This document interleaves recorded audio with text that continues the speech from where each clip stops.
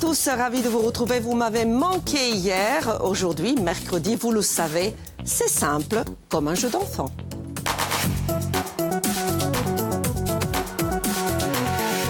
La chef du jour, c'est Elisa Dieu. Elisa a 10 ans et ce n'est pas la première fois pour elle. Elle est accompagnée de son second, c'est Jean-Louis Bassi à Solenzara, à Marina. C'est ça? C'est ça, c'est ça. Jean-Louis, vous aussi, vous êtes un habitué. Je commence à connaître un petit peu. Et ensemble, en duo avec Elisa, c'est la troisième fois. C'est la troisième fois, voilà. Et là, c'est une recette qu'elle m'a suggérée, donc... Mais pour tout vous dire, pour expliquer à nos téléspectateurs, Elisa m'a écrit, elle m'a envoyé un mail, c'est pas la première fois, en proposant une idée de recette et en me disant j'aimerais bien la faire avec Jean-Louis Bassi. Voilà. Et donc elle m'a envoyé son idée, voilà. C'est elle qui a tout organisé. Hein. Oui, c'est ça, c'est ça. Alors, qu'est-ce qu'on va faire, Elisa, aujourd'hui? Alors aujourd'hui, on va faire des sucettes de tempura avec des fruits. Et dedans, on va mettre... on va faire de l'ananas, des pommes, des clémentines, des poires et des scooby-doo. Et après, on va faire des fruits de saison. Et après, voilà. on va faire des petits gnocchis de broche, voilà, qui auront le parfum du fiadone, avec un petit peu de pastis et des zestes de citron. On ne va pas prononcer ce mot qui va nous fâcher avec le CSA, on va dire une boisson anisée. Anisée. C'est romantique, c'est plus beau. C'est ça.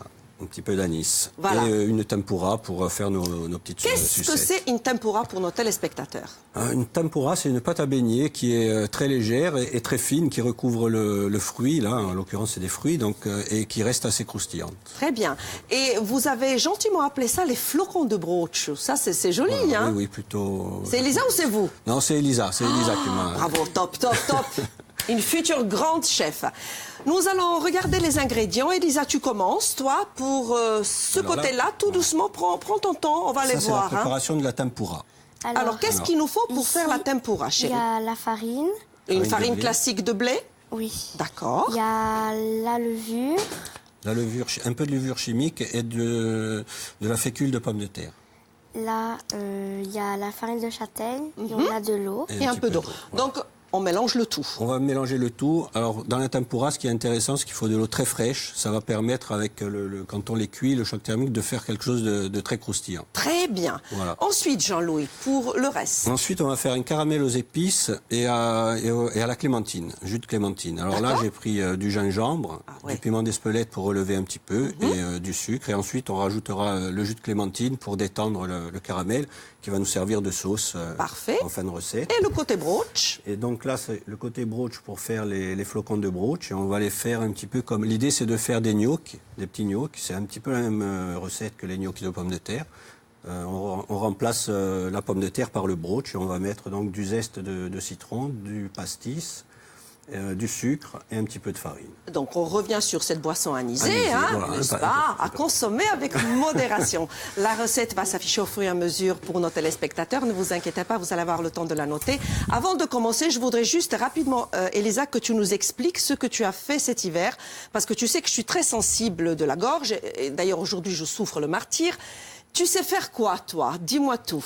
Je sais faire des pastilles pour la gorge. Mais comment tu fais ça? Alors, on met du miel. Oui. Après, on met du sucre. Oui. Du beurre.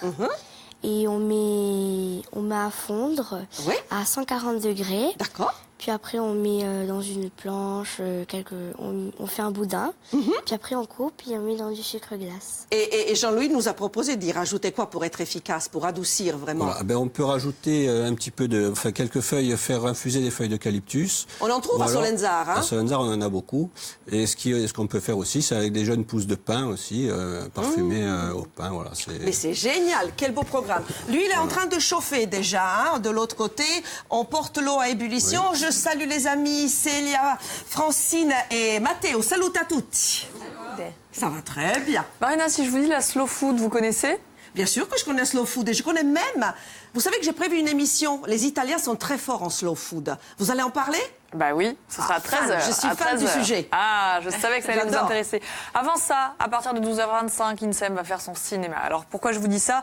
René Vial, Une vie pour le cinéma, c'est le titre du livre Hommage qui est écrit par Dominique Dionys, qui nous fait le plaisir d'être en plateau.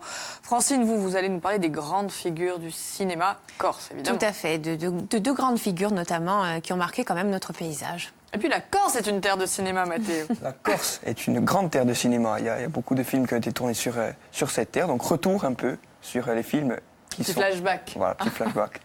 On va rester avec ça. Et puis Cathy aussi, Cathy Poitvin, elle va nous faire sa petite sélection coup de cœur ciné. Il y a du Clint Eastwood au programme. Clint Eastwood, ça vous dit, Marina? J'étais amoureuse de lui quand j'avais... Ben oui. Quand j'avais 14 ans. Et là, je suis amoureuse de son fils. Hein, Kai. Mais nous aussi. Oui, alors Nous là... aussi. Bon, alors, nous, on attaque. Qu'est-ce qu'on fait en premier? Alors en premier, on va faire peut-être déjà le caramel. On va le mettre à chauffer. Là, on va Allons-y. faire un caramel à sec. Et là, il faut y aller fort, non? Oui, Le feu. On va y aller assez fort. Donc, je mets le feu à 7-8. On commence Voilà. notre caramel. Là, on va laisser prendre le caramel et après, on rajoutera, quand le caramel est cuit, on rajoutera le piment, Le piment. les zestes de clémentine, Et le gingembre. le gingembre un petit peu et à la fin, on va décuire le caramel avec le jus de clémentine. Et puis à la pause, nous allons avancer le travail avec Elisa et Jean-Louis. Tout de suite, vous allez retrouver Frédéric Danesi qui va vous présenter le flash en langue corse. Il y aura aussi une météo en langue corse. Elisa, je te propose qu'on attaque le mélange tempura. Oui. Tu veux bien? Alors regarde, on prend ça et on fait le mélange des trois avec, on répète, une eau fraîche, froide. Une autre, voilà, très Oh, très ça froid. brûle là-bas. Hop, hop, hop. Non, ça va. Bon appétit. À tout de suite. Restez gourmands.